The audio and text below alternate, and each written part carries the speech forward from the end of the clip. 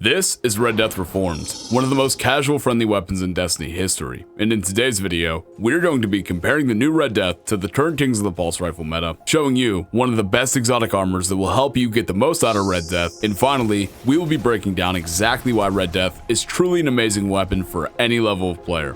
Drop a sub if you end up enjoying this video, and let's jump right into it. Now, the first and most obvious comparison to make is with Elsie's rifle. First of all, it's the best high impact pulse, when it comes to legendaries at least. It's also both the same archetype and slot as Red Death, making it the most direct comparison. And I have to say, after using both of these pulses in the current sandbox pretty extensively, I was pretty impressed. These are both very solid options, but when it comes to which is objectively better, I'm not sure there's a black and white answer to that. Elsie's has access to random rolls with amazing perks like Headseeker and Zen Moment that make high impacts a lot more forgiving. Elsie's is also legendary, meaning you get to run an exotic kinetic weapon like Conditional Finality, Traveler's Chosen, or Chaperone, whereas Red Death obviously has access to its exotic traits, Redemption, and Inverse Relationship, with the former granting Cure ×2 or a little over half your health on weapon kill, and the latter increasing handling, reducing flinch, and increasing movement speed when dealing damage, alongside dealing increased damage while at low health. Red Death Reformed is also a curated role, meaning you don't get access to the random rolls Elsie's does, but because of that, you also don't have to farm out a god roll, as they're all the same. Red Death is also very obtainable, with it coming from the first tier of the season pass, allowing pretty much anyone to obtain it as soon as they start playing, as long as they have access to episode echoes.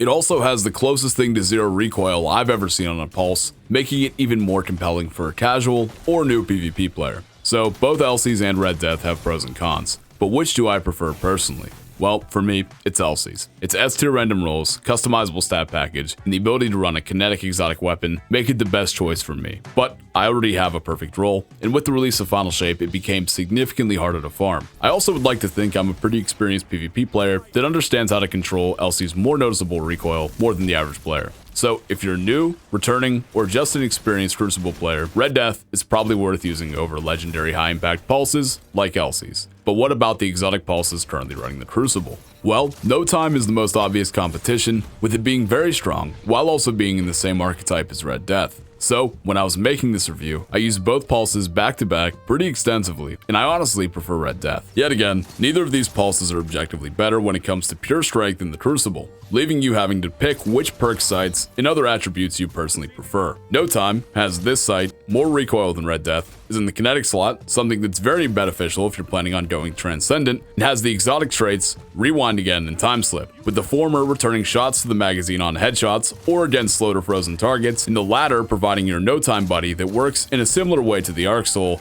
once you've reached 10 stacks of Rewind Again. Red Death has this sight, essentially zero recoil, the exotic traits we mentioned before, and has slightly worse stability and handling. So, Red Death goes toe-to-toe with the top high-impact exotic pulses, in my opinion. But how does it stack up against the best exotic pulse? Period. The recently reprised Outbreak Perfected with the introduction of craftable barrels, mags, and masterwork, alongside the introduction of Headseeker and the buff lightweight pulses got with Into the Light, has quickly climbed to the top of my list. During my testing, I switched between Outbreak and Red Death for quite a while, and honestly, Outbreak blew me away. Now, Outbreak is a lightweight frame pulse, like I mentioned before, meaning it does have a slower TTK than the likes of high impact pulses like Red Death and No Time, but honestly, the consistency Outbreak provided more than made up for it. It also has very solid stats that can be tuned to your preference, a very solid exotic trait, and because it became craftable, got access to Headseeker, probably the most impactful perk when it comes to pulse rifle consistency. It is, however, harder to get than Red Death, with it coming from 0 Hour, a timed exotic mission that can be difficult for some players, especially on Legend. But honestly, if you haven't done it before, that mission is pretty fun, and it shouldn't take you more than a few hours. So, you have to pick between health on kill and a faster TTK, and an extreme amount of consistency. I'm personally going with the consistency, but they're both very good at what they do, and you can't go wrong either way. Now, real quick, I want to mention an exotic helmet I used during my testing that took Red Death to the next level for me, that being One-Eyed Mask. One-Eyed Mask has the exotic trait Vengeance that allows the user to get a 95 HP overshield after eliminating an opponent that had dealt damage to them in the last 8 seconds. This combined with Red Death essentially leads to every kill fully regenerating your health, allowing you to absolutely go off in 6v6, and on a rare occasion, even in 3v3 modes. I know it's not rocket science, One-Eyed Mask has been good for a long time, but pairing these two exotics together is a very strong combo you should definitely try out. So, Red Death isn't the only, or necessarily even the best pulse rifle for new players, but it's super easy to grab and jump right into the Crucible, while also being extremely easy to use and very strong.